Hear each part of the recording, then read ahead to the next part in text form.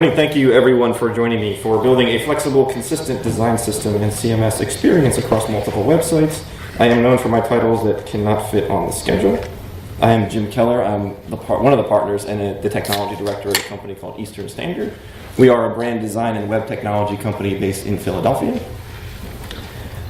And today I'm going to start with hopes and dreams. So, internally, when we're sort of outlining a project and at conferences like this one, I think we'd like to do a lot of speaking about the best practices approaches that we're hoping to work with as we go through a project. And they sort of look something like this. I mean, you can add some bullet points on your own, but we're going to build a content strategy and an information architecture that leverages or looks at the experience of the end user rather than the way that the organization views themselves. And we're going to create a component-based design that relies on a rigid style guide and doesn't work with just arbitrary page layouts. We're going to develop modular, reusable, scalable code to drive the back end and the theme, and we're going to optimize content for search engines and optimize conversion paths. And this is the kind of project that we all want to work on and that we all want to set up and go through. And all too often there's something of a different reality that kind of comes into play here, which is our user-based content strategy in IA starts to make internal stakeholders feel uncomfortable. It gets infected with information architecture that's based around the way that that stakeholders view their organization. Our component design starts to degrade into page layouts and arbitrary design changes. Development gets rushed and code is not as reusable as we would like it, and old content is regurgitated and conversion optimization is minimal or non-existent. So what I'm going to talk to you about today is a project that we were fortunate enough to work on where the client was actually as committed to not letting this happen as we were, and it was actually a really interesting process. And what I'm hoping to do is help bring some ideas and some notes from the lessons that we learned from this project that you can backport to projects that maybe don't have as much breathing room or don't have as much of a client commitment to these things, and hopefully that will help you kind of get these projects that have more constraints on the rails towards something that feels a little bit more optimal, feels a little bit better as you work through it. So this project is something that we worked on for Temple University over the course of the last year. And the charge that we were given for this project was pretty significant. So the first thing was that we were going to develop a content strategy based around the needs of prospective students, right? That was our primary audience, our primary concern. Secondarily, we were going to build a flexible design system that can be applied to multiple schools and colleges across the university. So this was not just intended to work for one particular school or college, but rather to be a completely overarching design framework that gets applied to schools, colleges, administrative units, departments all across the university. And so we had to be very mindful of how we were abstracting and thinking about scalability through the design process. The third thing was to implement the CMS in a fully modular way so that they can spin up new sites using this framework and, again, not be sort of hostage to decisions that were made for one particular site, but could actually redeploy this to whatever purposes different administrative units would have.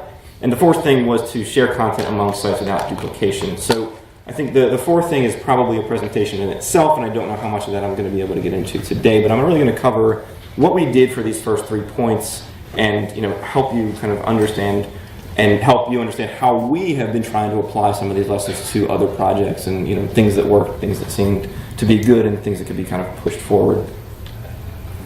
So first I'm going to talk about content strategy, and I have this labeled data intelligence and departure from tradition. So I'm going to start with the departure from tradition piece, which is, there's this historical problem with content gathering and copywriting that infects especially higher ed, but is probably true for a lot of different organizations, which is the way that you historically sort of collect content is that, let's say you have an art history program or something like that. You go to the people or the person in this department and you say, write me some content about your program and give me some content about this or that. And you do that across the organization. You kind of collect the content and you put it together into the site. And at no point, I think, does anyone believe that's really the way to get to an optimal content strategy. It just doesn't bring you any kind of consistent tone or consistent sense of, even web copywriting or optimization.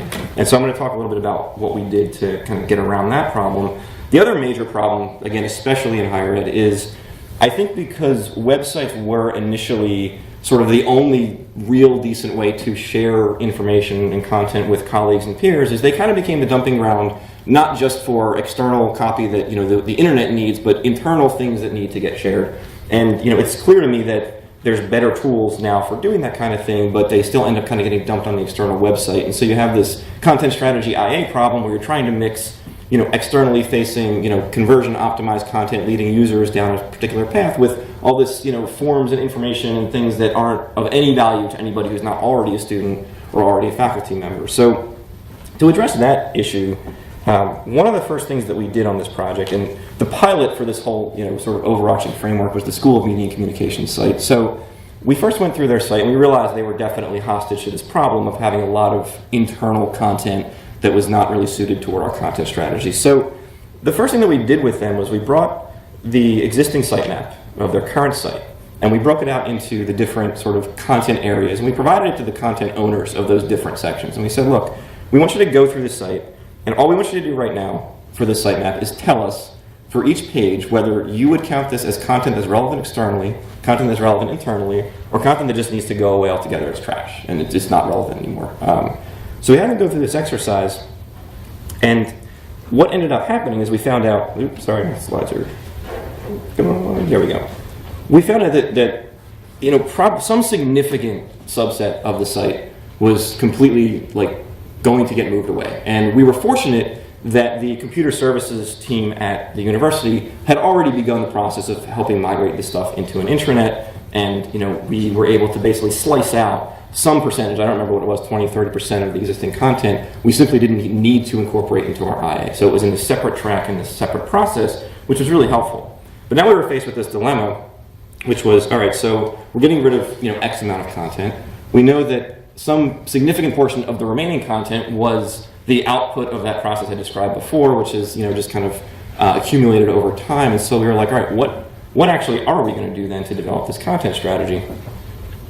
So what we ended up doing was actually really fun and very interesting, which is we partnered with a data intelligence company and asked them to help us understand the specific needs of the audiences that we were trying to go after. So we had them dig up research, behavioral research, existing studies, all this data that they were able to sort of accumulate and help us understand, okay, what types of content do we need to provide in order to be effective to meet the needs of the audience? And the outcome of that process was something that we've taken a lot of cues from since, is when we were done going through the research phase and we were looking at the content strategy, we came up with what we called the decision points. And so for each program at this particular school, we came up with what are essentially questions that the content will need to answer. So as you're going through and writing this content, you need to make sure that it speaks to these particular points, because the research is showing that these are the things that are important to your audience and that help them make decisions. So you look at communication studies, will you have access to up-to-date computers, video cameras, other equipment? Will the department help you find work after graduation? Journalism, what's the school newspaper like? Is there a TV station? So what we ended up with was something that was quite a bit more than a sitemap. So this is our typical sort of sitemap, but if you look at each one of these, you can see that there's sort of a little bullet point note on each one, and behind the sitemap, we were able to provide this complete sort of content map that outlined, okay, as you're going through and writing this content, this is the title of the page, but we're not asking you to just write content to the title of the page. We're actually giving you a complete map of, for this page, this is exactly what the content actually needs to answer to. And it really helped us generate a content plan that kept us on track with our initial goals and helped us not sort of get in the weeds with how the organization views themselves. Now, there were still challenges, and I'm going to talk to you about that in a little bit, but we've really taken a lot of cues from this process and like to generate our content plans in a way that has us developing this kind of question and answer type of scenario. So I'm actually going to move into design, but the things that we took from that process that we're kind of trying to apply forward, the first bullet point here is easing into the conversation with stakeholders about structuring the navigation in a user-centric way and not in an internal way. I think we could have done a better job at that here with some of the larger stakeholder groups. And what we've learned is that you have to really ease into that conversation, because people will feel that the site doesn't represent them if you're not careful about how you approach the conversation. So if they feel like they're going to lose their piece of the site, you need to make sure that you're leading down a path to where they truly understand why you're going in this direction. Otherwise, you're going to have difficulty getting consensus around your sitemap and your content strategy in the future. The second thing is, let's face it, we can't always undergo a full-scale data intelligence research process for every project, but what we've learned is that you can do some Googling to at least understand if there's any existing research that other firms or agencies have done, or even paying attention to who is doing well on Google in the space that you're actually looking at. And what I mean by that is, search optimization these days is not just a game about keywords and meta tags.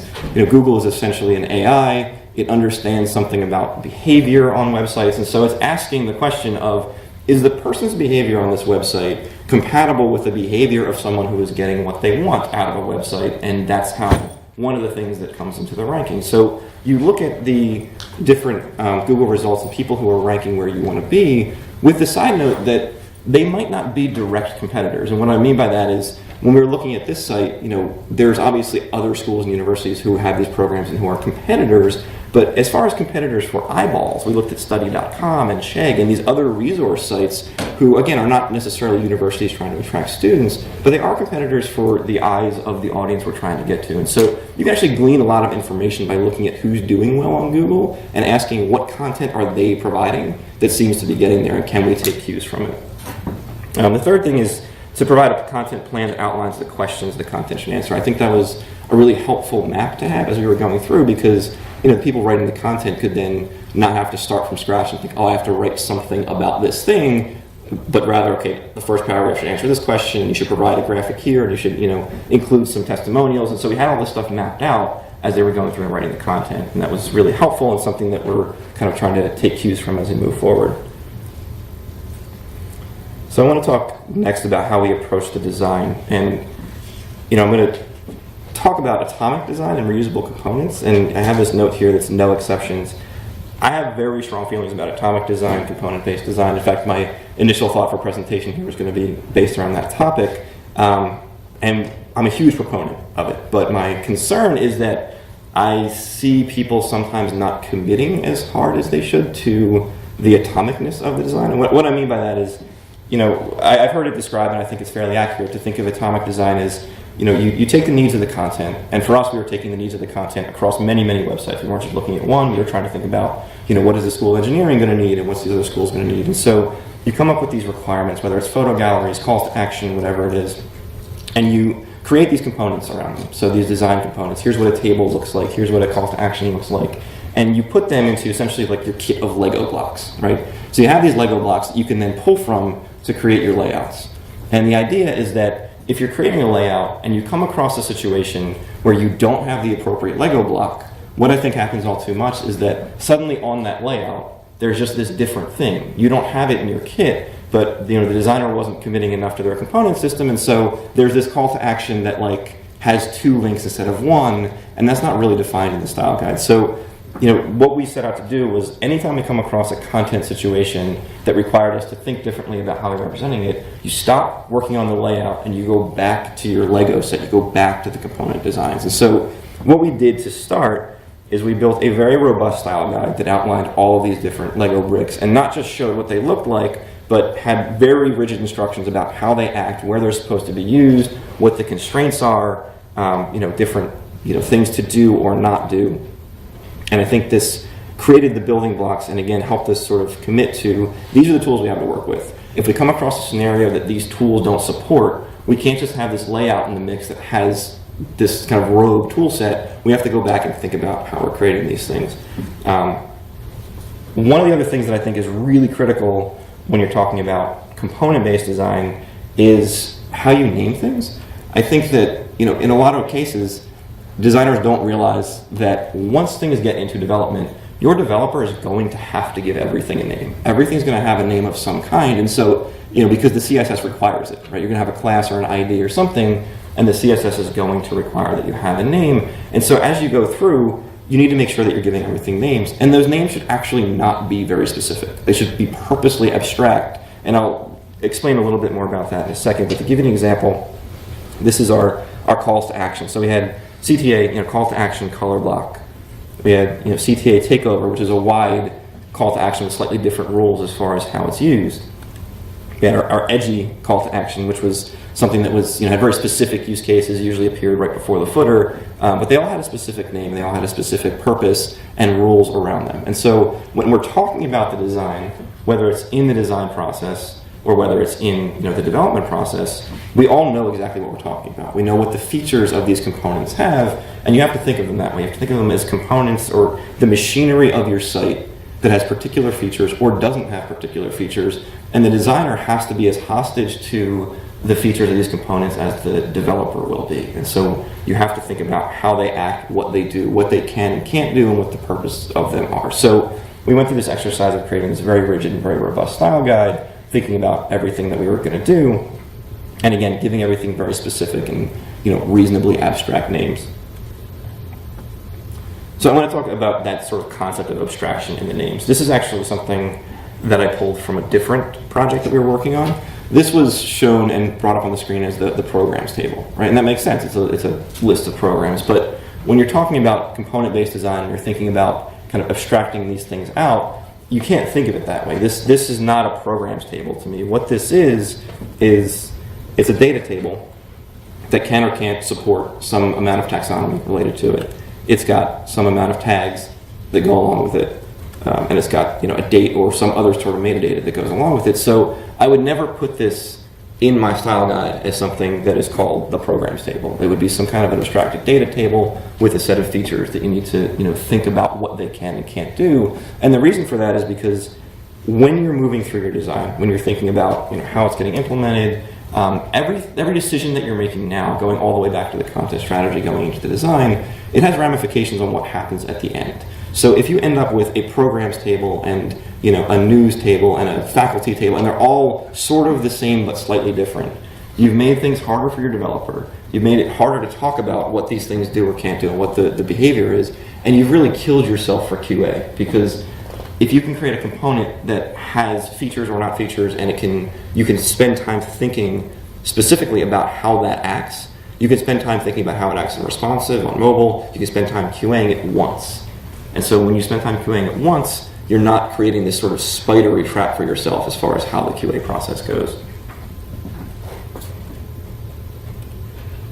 And you can see that at the end of the day, what ends up happening is we're able to put these systems of components together into layouts that are very flexible, that have different, sort of components that can get mixed and matched. And we leverage the paragraphs module in Drupal. I don't know if anybody's super familiar with paragraphs right now, but I would highly recommend that if you're not using it, you think about how it can help you, because what it lets you do is really provide flexibility in terms of you can have these different components, whether they're beans or node types or whatever they may be, and you can think about how they sort of interact on the screen, and the content managers can manipulate them in different orders.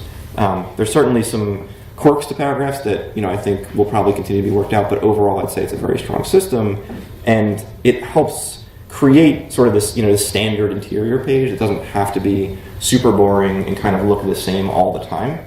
And I think that has really helped create a much more flexible site. It introduces challenges too, though, because some of the challenges our designers had, which is how do we keep this from looking too blocky? How do we make it so that the system works together so that one component can stack on top of another, even in any order? Because initially, you put a layout together, things kind of flow in a certain way, and you have to understand that flow may get interrupted based on the decisions that the content managers have made, and therefore you've got to really think about that. So there's a lot to be thought of here, especially when trying to abstract it, but I think there's some very important things to be understood about atomic design, and I think it's the way you should move forward on any project, even if the client doesn't really care about components, they just care about the end layouts. So some takeaways, again, for the design system that we're applying forward on our projects, even if the client's not going to see our style guide, even if it's not the kind of project or the kind of client who is going to care about it, we still do it and we think about the machinery of our site in a design sense. What are these components, what are these features, what does it do, how does it act? And we put that together before we actually start building layouts. The second thing, again, is name everything. If anybody's been to any of my previous presentations about code, you'll know that I'm pretty insane about naming conventions and how things get named and organized. So I think it's critical that the designers and developers agree on what these things are called before you move into design, because then as things move forward, everybody's speaking the same language as far as what these things can do and what they are. Third thing is talk to your developers in the design process. I think this is something that can get missed, especially as the process moves forward. There's a lot of feedback. Time constraints are becoming a problem, but there's definitely landmines that developers can point out in the design system, or deficits that the designers might not otherwise catch. And I think it's really critical to involve them when you're talking about this stuff.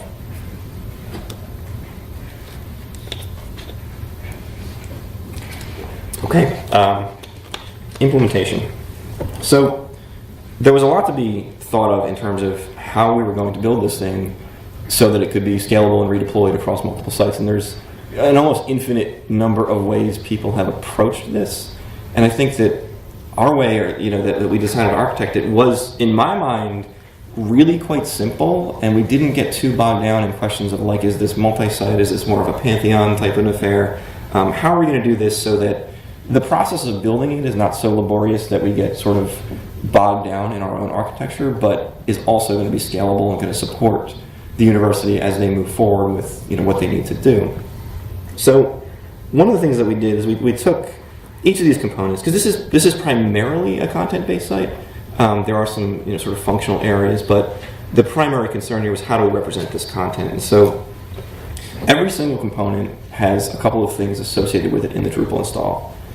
So it has an HTML template, which I'm a big fan of. I know there's, again, sort of an infinite amount of conversation that goes around about how much to use templates. I mean, we certainly don't want to abuse them, but I've personally moved away from things like panels and display suite to get sort of a template-y type of a system without having to do templates. I don't mind having a lot of templates as long as they're very sensible. I certainly wouldn't recommend templating out individual nodes for things, obviously, because that's sort of a problem you don't want to get into. But for each of the beans or the blocks or the nodes, we had an individual template for them, and I'm perfectly comfortable sort of justifying that decision, having been through the panels and display suite world.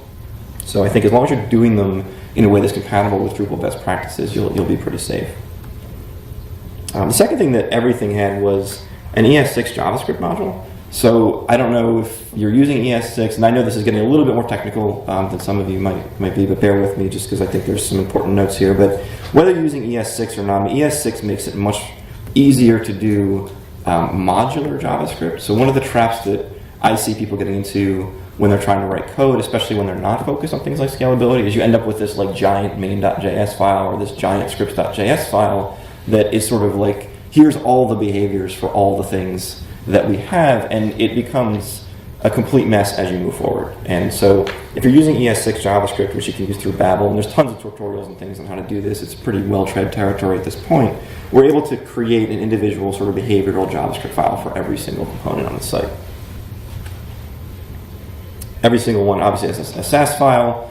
There's certainly some global Sass files that are included and things like that, but each one of these has its own sort of configuration for CSS, and therefore it gets embedded in one or more Sass files. And so continuing with this sort of component-based approach that we took to the design, we're doing the same thing with the development, thinking about how these operate as components and how we organize our files around them. Then this is something that I don't see a lot of, and again, this might be a little more technical for some of you, but a preprocess function in a separate file for every one of these. So if you're familiar at all with template.php and how Drupal 7 especially sort of treats that file, anytime you have to do some preprocessing of one of your design components, it ends up getting kind of dumped into that file. And I would strongly recommend, and there's some tutorials and things on how to do this, that you work on sort of abstracting that logic from that particular file. And that's what we did here, and I'll show you what that looks like in a second. But you really don't want this gigantic template.php file. As you move forward in your code, it becomes one of the reasons that it's difficult to work on the code later. And when you're thinking about scalability, you need to think about all the things you can do to make it so that as the project moves forward, it actually gets easier and more comfortable to work on from a code perspective, rather than messier and just more of a just series of landmines that you don't want to get involved in every time a new change has to be made. So the last thing was, each one of these had a Drupal feature module, and I don't know, it's show of hands, for developers, how many of you are leveraging features to a significant degree? Okay, good. What Drupal features do, for anybody who may not still be familiar with them, is you can take the configuration and the setup that's usually done inside the database, so views and content types and things like this, and you can actually export them to code and version them in a way that makes sense. So when you do that, you don't have to worry about sharing databases as much. You don't have to worry about treading on somebody else's changes, and you definitely want to do this. So every single component that we worked on had this sort of template, JavaScript module, SCSS file, preprocess function, and a Drupal feature module. And this is, again, sort of what the code ends up looking like. And there's not really anything specific you need to be aware of here, other than the fact that everything is sort of split out and organized and isolated. And this concept of isolation is very important to me when we're talking about code. Again, if you've seen me talk before, I've ranted about this quite a bit. But in these situations where you are going to be, constrained by time frame, or writing code that you might think is not necessarily ideal, you need to at least think about how you isolate the code and how you organize it. Because if you consider the difference in working on a piece of code that may not be great, but it's only 50 lines or 20 lines, versus a piece of code that may not be great, but it's 1,000 lines or 2,000 lines, the exercise becomes something entirely different. And so if you think from the very ground level, how are we organizing our files? What do these look like? And how can we sort of isolate the logic in a way that it doesn't become this just extreme mess? You can make it so that even if you're under time pressure, even if you're writing code that's not optimal, you've managed to isolate yourself from the real problem, which is sprawling code that looks like that. You can isolate the code. You can create tiny little modules of code that can vary from the best stuff you've ever written to stuff that really has a giant to-do in it, but at least you've made it manageable to work on. So you can see here, we've got our CSS files on the left here, we've got JavaScript on the right, and again, these are all separated into individual modules. And if you look closely, you can notice that a lot of these names are actually tied back to the components that we had in the design because they map onto them. So similarly, our preprocessed files here, again, this is the kind of thing where, even looking at how many of these we've got, you can think about what this would look like being in one giant file. And that's where you become just hostage to your own problems later in the project. Our template files, again, I'm a big fan of templating. One of the things that I like to do, and I think this is something that you in my opinion, see done in the wrong way, which is when I think about templates, a lot of times you'll see like a directory has templates, and then it has like views, and the views for all your templates go in the views template directory. But to me, that actually doesn't make a lot of sense because the view for the news content type may have literally nothing to do with the view for the events content type. Other than the fact that they happen to both be views. And so you'll see me typically recommend reorganizing your templates and your style sheets around content types. So if there is a view for events, that would go under like content types, events, and then that view. So the organization, I think, becomes more sensible that way as you're moving forward. Again, featureize everything. So what you're looking at here is the Drupal features list for this component system that we've got in place. And everything that we did, from the WYSIWYG configuration to the permissions to the individual design component configuration, which was a lot of beans, a lot of content types, things like that, made it into its own feature. And this is sort of the approach that we took to how this gets redeployed. We didn't have to get crazy with some kind of like weird architecture or something that doesn't exist. We thought, all right, if we create a feature module for literally everything, all we've got to do is make sure those features are available to every site. Now, they happen to be in a multi-site environment, so we can share these features across the different sites, but this is how we approach that problem of how do multiple sites use it. So you can imagine just as long as they have these modules installed, all they need to do to spin up a new site is install Drupal, add these modules, and they can actually have the entirety of the theme, the entirety of the functionality available to them. And this is where I think our approach was kind of simple and elegant in how we got them there. Because you can get involved in a lot of conversations around using something like Aegir or Pantheon or Acquia, and those are all tools to solve certain problems. We didn't see those as the tools we needed to solve this problem, though. And so we used a ton of feature modules and let them kind of pick and choose the features they're going to want from site to site.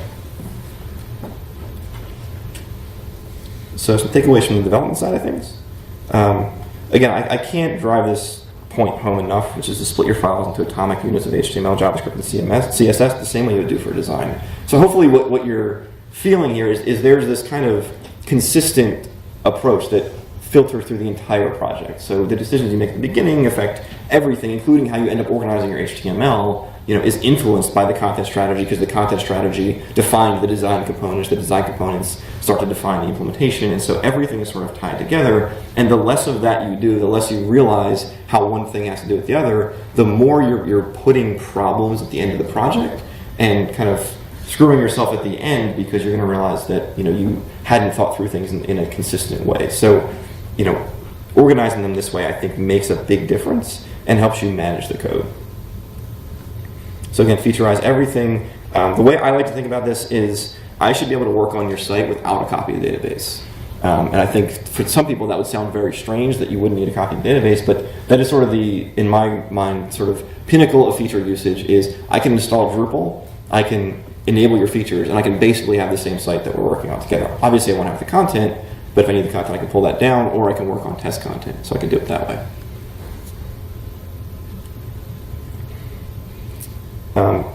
Once again, if you've done this style guide right, the configuration for your content types, your beans, your blocks are going to pretty much present themselves. So the way that you should be thinking about this is when you're putting your style guide together. Again, work with your developer, right? Think about how this is going to get represented, because the design is a representation ultimately of what the CMS configuration will be, and so you need to be thinking about that through each point. Okay, so a little bit about where things didn't go so well. So, I mean, the project overall, I was very happy with, a lot of the things that we were able to do. I felt like we got to really engage in parts of the process that we otherwise often don't. We weren't as rushed to the style guide. We were able to think about iterating over the design. There was user testing in place that I didn't even get into here, but there were still things that were troubling and difficult. And I think that we've taken a lot of lessons from this, and hopefully I can help you sort of navigate those waters as you move forward with your own projects. So we learned some hard lessons for sure.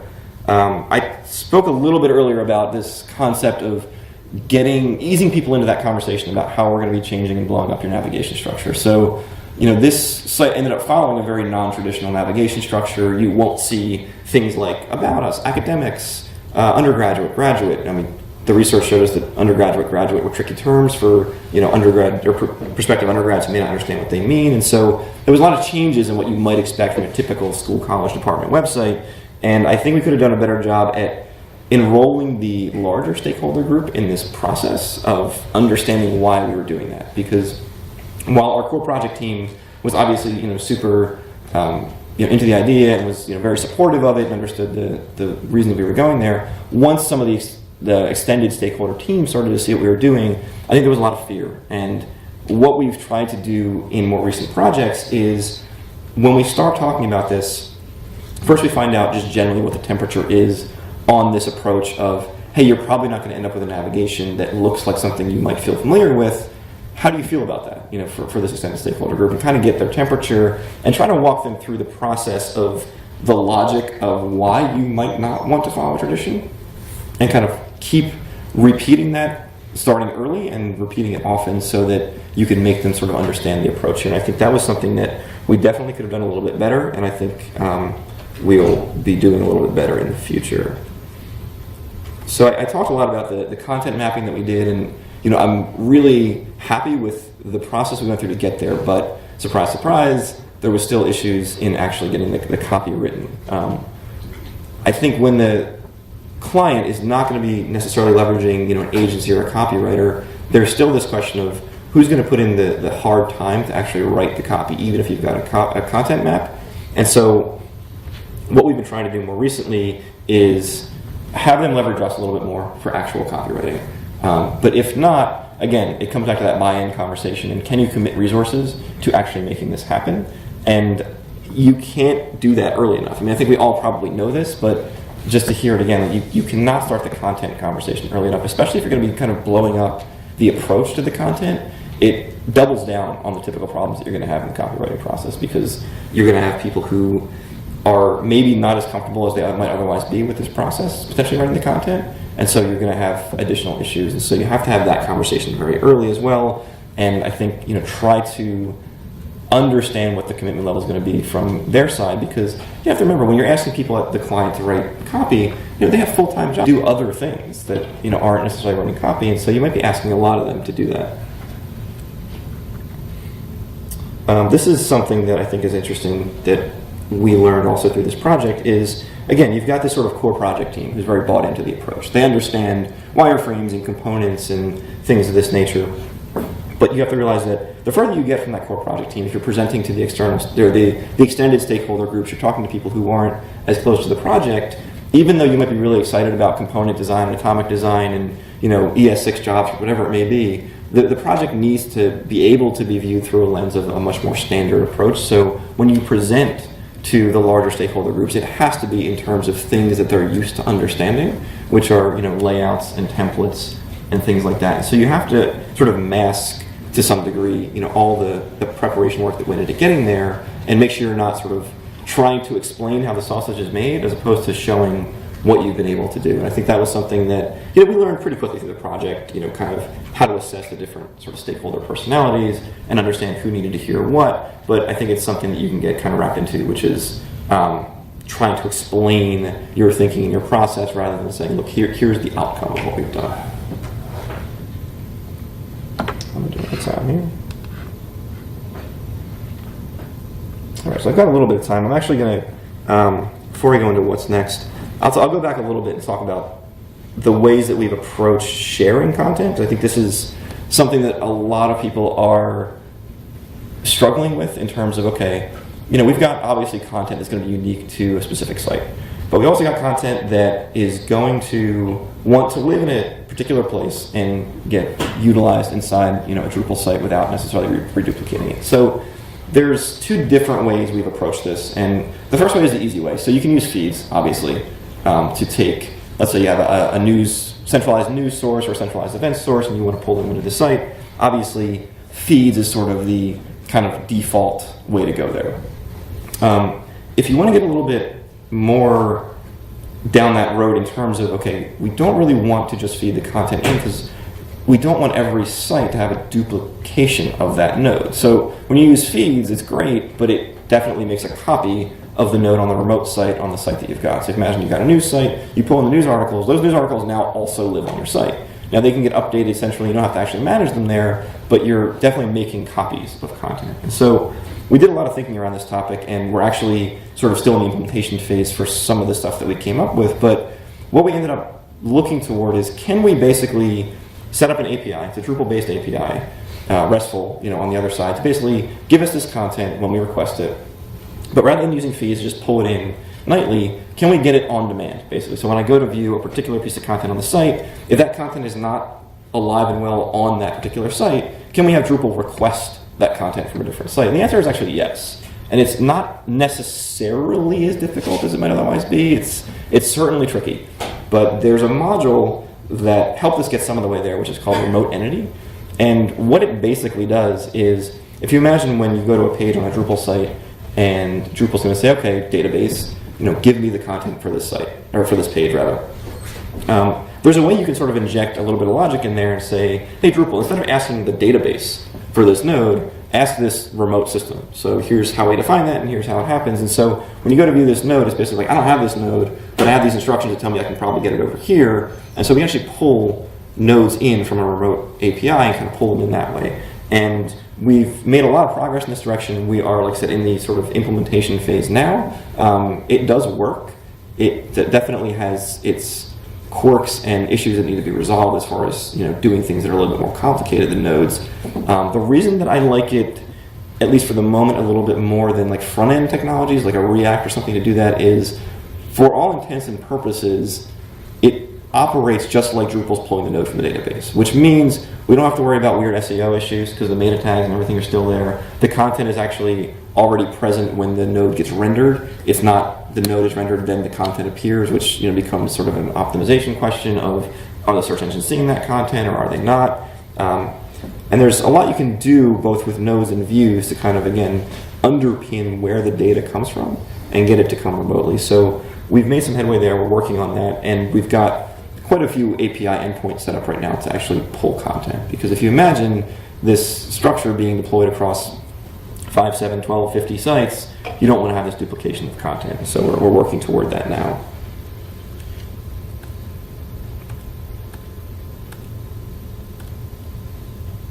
So what's next? Right now, so the initial pilot site, School in Communication, did launch. It's at smc.temple.edu. And right now, what they're doing internally at the organization is really taking a look at the process that we went through and trying to systematize it so that they can essentially redeploy the process for content generation to additional schools and colleges. So we know we've got the site and the theme in such a way that it will be suitable for a majority of the content needs of these different schools and colleges. So, as we go through them, if we come across something that they need, we'll update the design system. But they're really looking to sort of systematize the content creation process. And the next step is to essentially go to these different departments and deploy and say, okay, you are now ready.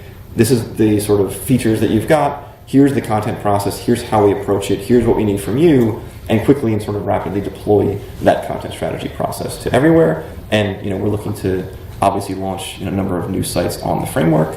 And in addition to that, and I have to give Temple a lot of credit for this, they have a very robust internal team. They're doing a lot of sort of optimization, user testing, and sort of ongoing looks at the site and what we've built so that when we go to do the next one, if there's any takeaways that we need to be accounting for, we can do that. So they're doing user testing and kind of, looking at the search optimization and keeping an eye on their rankings and things like that. So they're really sort of invested in how this all shakes out in the end. And I think it's going to be really interesting to see what the data, comes out like.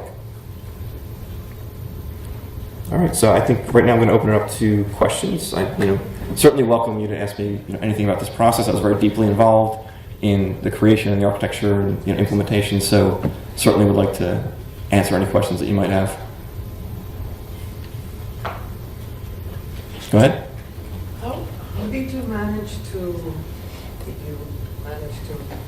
get everybody on board? Because of the different departments, and you have the main side and then the individual departments, and of course you have different requirements. How did you manage?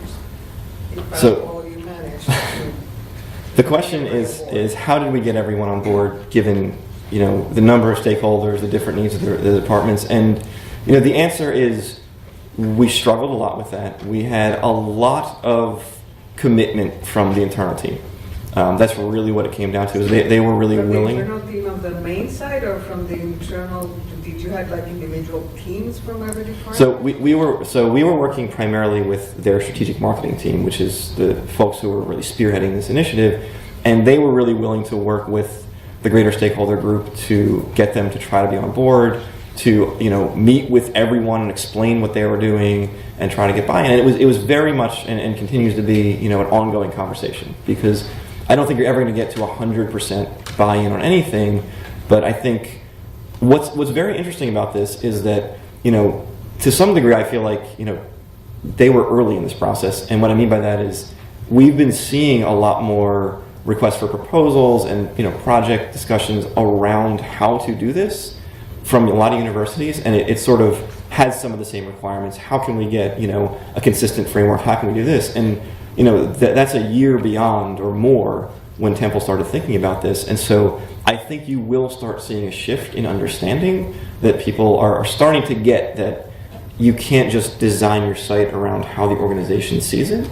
I think it's going to be, a little bit more of time before that expands to larger stakeholder groups. But I can tell you, we're absolutely seeing that. Again, in the projects we're getting requests for, we've got a number of people who have approached us and have already gone through some sort of an information architecture or at least strategy exercise that has landed them in the same camp of, hey, wow, we're kind of been doing this wrong. We need to do it right.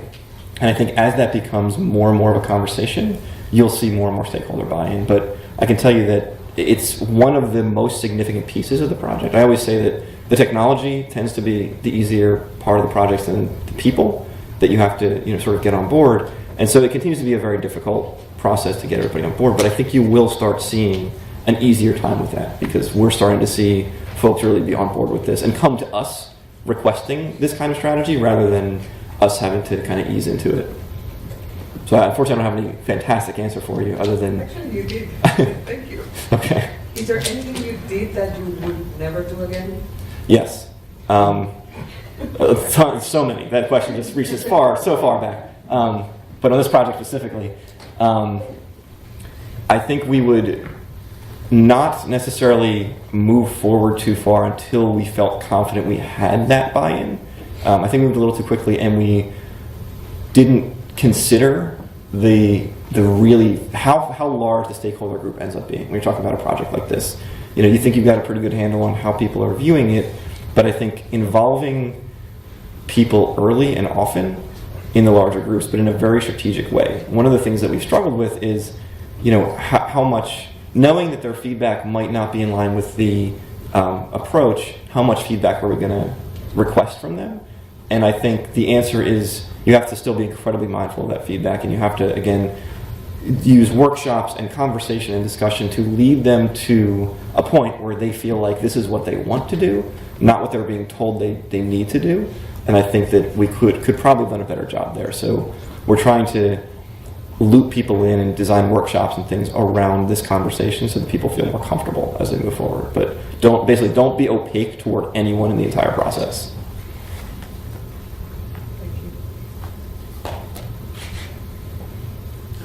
You mentioned earlier about finding other sites that score well on Google. So how do you Google what sites do well, or how do you get that data? Right. So the question is, I mentioned looking for content strategy, looking at other sites that do well on Google, and this is something that's increasingly sort of near and dear to my heart as we start getting more involved in sort of search optimization, again working with data intelligence and thinking about how the SEO game has changed. And I mentioned earlier that it's not just like how many keywords can you repeat, how many meta tags can you repeat. It has to do with how effective the site is, just as a general rule. Is the behavior of users on the site who search for a given keyword compatible with the behavior of users who are getting what they want? And Google is essentially like an artificial intelligence at this point. So your question about, I recommended seeing who on Google is doing well. What I mean is take the types of things you're trying to rank for, right? Pet-friendly apartment or whatever, and do your searches, see who's ranking well, and don't ignore people that you don't consider competitors. I think that's a mistake that a lot of people make, is because they are competing for you on the search engines, and even if you're not necessarily trying to go through an SEO campaign, they can tell you something about the kinds of content that is currently working for your target audience, because Google has some level of understanding of that. That's why it's providing these results. These are the results that I, Google, consider relevant for your search, and therefore the ones that I see as doing the best job with their content.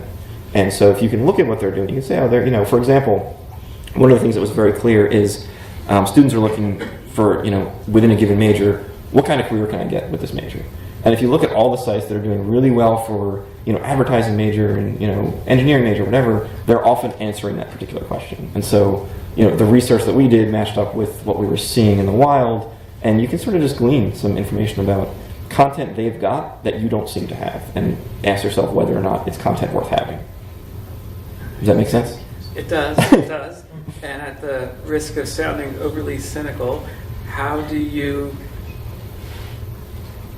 are there entities that can game the search engine, that can, through other less objective means, get their names, get their results higher on that list of, right. score better? The question is, can you game the system to score better on Google? I don't have a great answer to that, other than I know that it's not as easy as it once was. Google's a lot smarter than it was, so it's much more difficult. And also, you can look at a site and say, look, this content doesn't seem to be relevant to what we want to provide, so we don't need to worry about it. But I would say in general, Google and even Baidu and other search engines can give you a good amount of insight into what content strategies are working, and so you can get information just by doing that. Okay.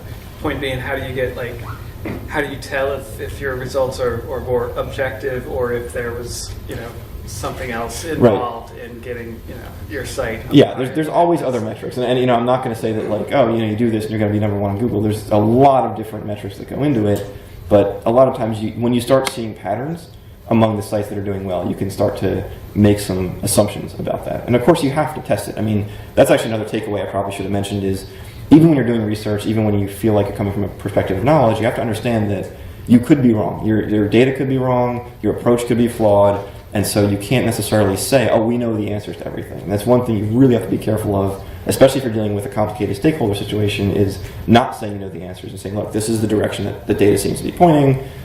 We can say we're going to move forward with it, and then we can test it, and we can see how it's actually doing, and if we find that it's not ranking as well, or people are struggling to find the content or whatever, then we change it. So that's actually another thing I would not do again, is just be very mindful about how you present research as not being gospel. It's some percentage accurate, and hopefully it's more than 50% accurate. Sorry, how long did it take you to do that research, and how much resources you had to put in? How much did it take us? How long did it take us to do the research, and how many resources? To come with the closest to the right answer, kind of thing. So we were fortunate to have a partner who had sort of been down this road before and was able to do it. I mean, it's a space of months. I mean, it's not a quick exercise. And this is where it comes back to having a committed client who's going to say, look, we can do that. And that's why, I'm trying to think about ways to port this to other projects where you're not going to have 3 months of research to do. I mean, 3 months might be the whole project. So we did commit, it was quite an exercise. I mean, it was not a trivial part of the process. And there was, a lot of research, a lot of back and forth, a lot of translating the research, and the raw data into a meaningful content strategy, which was, an exercise in itself, because the data gets you some of the way there, but then you have to translate it into some kind of a content strategy that makes sense. So I would say overall 2+ months, 2 to 3 months for the research, which I think was pretty good, but I'm sure it seems like an eternity for people who are waiting for the project to kick off. And at the same time, I'm assuming you have to be very careful you don't become one of the competitors, right? What's that? At the same time, you have to be careful you don't bring in an idea or a concept that is a copy of one of the competitors. So.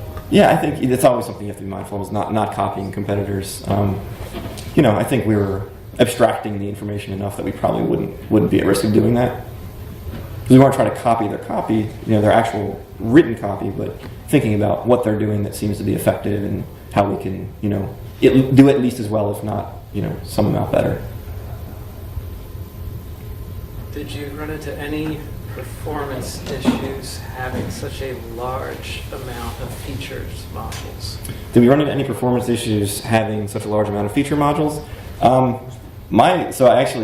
think it was like DrupalCamp CT or something. I gave a presentation about Drupal performance, and my thesis on Drupal performance is Drupal is just slow unless you have to put things around Drupal to make it fast. Like Drupal out of the box, no caching, is slow because if you think about how modules work, every time it loads a page, it has to go down the list and ask every module, hey, what do I do? Hey, what do I do? Hey, what do I do? So it goes down this whole list. So as far as non-cached Drupal, I'm never impressed with the speed.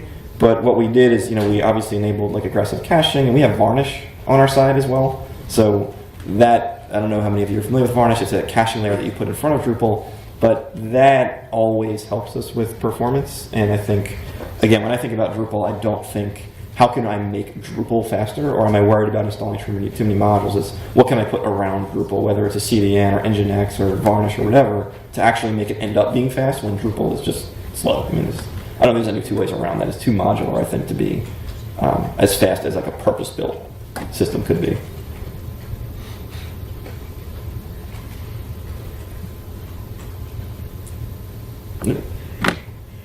You mentioned that you took a chunk of the original site and went into an intranet. Like an internet. Mm-hmm. How did you work on the, because I'm assuming still you needed some connection for them to talk to each other. Well, that content is actually pretty well siloed, where you need to have a login to get there, and so it's basically if you need this content, we're just sort of dumping you out. And that was actually extremely convenient and kind of just fortunate that they were already in that, like very late in the process of spinning up that system, and they already got an intranet, but they were really enhancing it and working with it and making it usable for something like this. And so we got very lucky that we didn't have to get super involved in the content strategy of migrating that stuff. They had a team internally already doing that.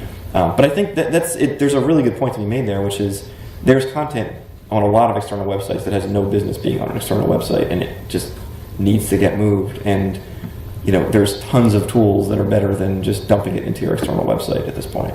But yeah, that was just sort of a jumping off point. If you need this content, log in, and you go to this particular aspect of their sort of internal portal. Backing up to more of a design perspective, when you were pitching the visual look of the brand, did they have a lot of criteria following the other schools or the Temple brand as a whole, or what was the discussion in terms of what you were creating, applying to a larger university aesthetic? Sure. So the question is, what were the considerations around the brand when we were trying to create sort of this overarching design? And the answer is there was a lot of considerations. In fact, I would say we spent almost as much time just on the header as we did on the remainder of the components. Not just because of the branding concerns, but there was a lot of discussion around whether or not we're going to move to this hamburger menu, and we did some testing around that. We're still doing additional testing on that to determine if it was the right decision.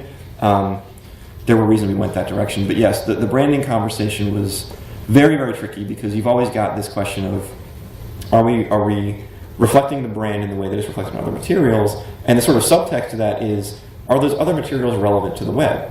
Because a lot of times you'll see a style guide or a brand guide and it's got a million notions on how to use typography and this and that on print, but it doesn't necessarily translate to the web.